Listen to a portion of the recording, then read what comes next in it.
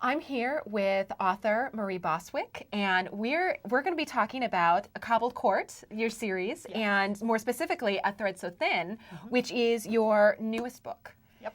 Now, we categorize this at RT as mainstream. Right. And even though we do get some, there is some romance and there is some, very woman's fiction. Yeah. Because the story really does revolve, at least this story revolves very much around two main characters.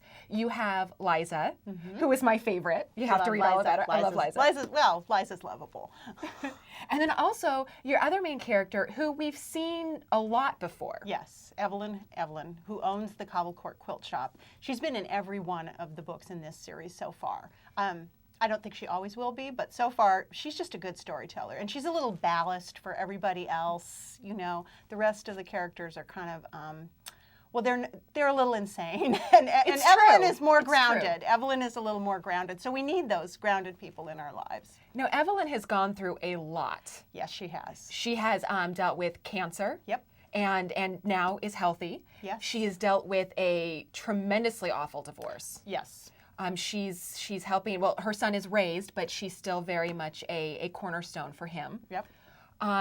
Opening up her own business, small business owner. Right. Which was her old dream, which is great. Yeah, she's just been through so much, and she really acts as kind of the grounding force, like you said, yes, around this group of women who they're quilters. Yes, that's what they have in common. Right. Right. And what really sparked the Evelyn as a character for you?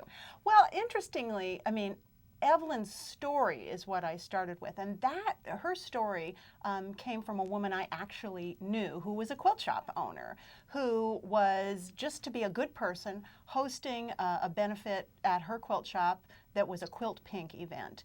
And strangely and cosmically, 2 days before she was to have this event, she herself was diagnosed with breast cancer, which is what Quilt Pink is for. Right. Well, she's a lovely lady, and she's just nothing like Evelyn. She has a really supportive family, but that was the jumping off point for the story. And then Evelyn just sort of, the way all my characters do, she just kind of walked in the door and started talking to me. I know I'm so normal, I'm so dull, but I hear voices, so what can I do? Now, the other main character is Liza, and like I said before, I love her. She's young. She is just 21. Just 21. She is graduating from college. Right. But she also has a very hard backstory. Very difficult. Yeah, she really does. She's lost her parents. Yep. She never really had her father. He sort of, he was mostly, frankly, a sperm donor. He never really was there. And then she lost her mother to cancer. And then she got placed with her aunt. Yes. Abigail. Right. And Abigail is a rather interesting character. She's a lot of fun. I enjoy a good curmudgeon as long as they've got a good heart, don't you? She is curmudgeonly. I like that description. But she's really loving. She's loving. She has a good core sense of caring about her, which is what makes her tolerable. Right. She does tend to get a little selfish, though. She does get a little interested in her own what she wants. Well, she's very, very rich, so that makes that easier, I think. And she pretty much gets whatever she wants. Yes, she's very good at that. Yeah.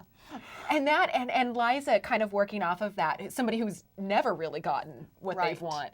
That can cause a lot of tension between them. Yes, because they're both extremely stubborn. I think that must have run through the family because they are very, very stubborn, but each in their own way. Although during this book, Liza kind of loses that piece of herself for a little while and gets pushed around in all kinds of ways, but there is that thing they have in common. And in a way, when they're both being stubborn, they like each other the most.